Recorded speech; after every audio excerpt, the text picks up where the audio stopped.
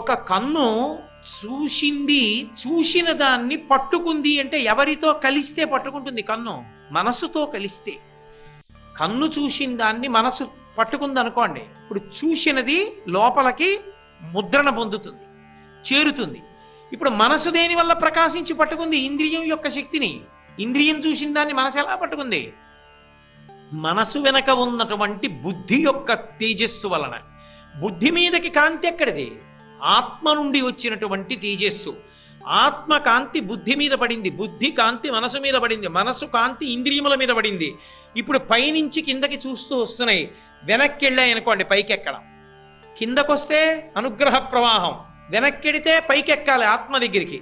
ఎక్కాలంటే ఇంద్రియములకు ఈ లక్షణం ఎక్కడిది? ఈ శక్తి ఎక్కడిది? కన్ను ఎలా చూడగలుగుతోంది అసలు? ఇంత ఉంటుంది కదా, ఇది ఇన్నిటిని ఎలా చూస్తోంది?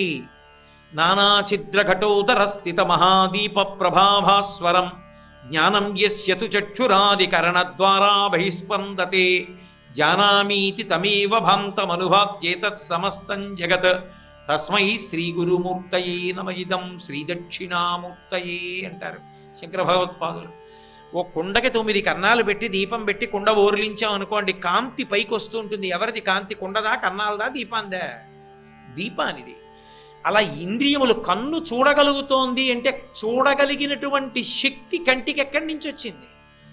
మనసు యొక్క కాంతి ఇంద్రియం మీద పడింది. మనసుకెక్కడిది? బుద్ధి నుంచి వస్తోంది. బుద్ధికి ఎక్కడది? ఆత్మలోంచి వస్తోంది. ఇప్పుడు కింద నుంచి పైకెక్కినప్పుడు ఇంద్రియములకు శక్తి ఎక్కడిది? మనసు. మనసుకి ఎక్కడిది? బుద్ధి. బుద్ధికి ఎక్కడిది? ఆత్మ.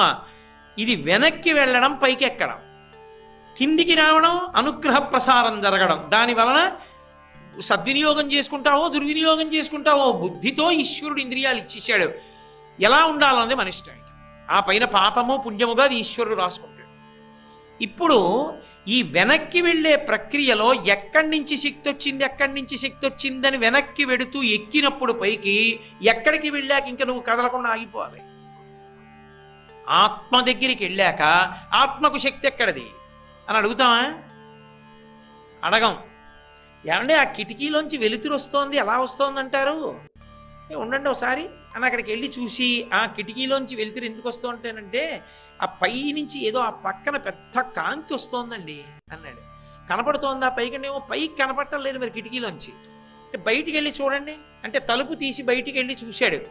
చూస్తే పక్క మేడ మీద ఎక్కినటువంటి వ్యక్తి ఒక పెద్ద దీపాన్నో దాన్ని పట్టుకుని నించున్నాడు. ఆ దీపపు కాంతి కిందకొచ్చి కిటికీలోంచి గదిలోకి వచ్చింది. ఇప్పుడు ఎక్కడతో ఆగిపోతావు నీ అన్వేషణ? గదిలోకి కాంతి ఎక్కడి నుంచి వచ్చింది? పక్క మేడ మీద ఉన్నటువంటి వ్యక్తి పట్టుకున్న పెద్ద దీపంలోంచి వస్తోంది. అయిపోయాడు. దీపానికి కాంతి ఎక్కడిదని అడుగుతామా? దీపము అంటే కాంతి, కాంతి అంటే దీపము. అవి రెండూ పరస్పరం ఒకదాన్నొకటి ఆశ్రయించి ఉంటాయి. అలా ఎక్కడి వరకు వెళ్ళి ఆగిపోతాం? ఆత్మ వరకు వెళ్ళి ఆగిపోతాం.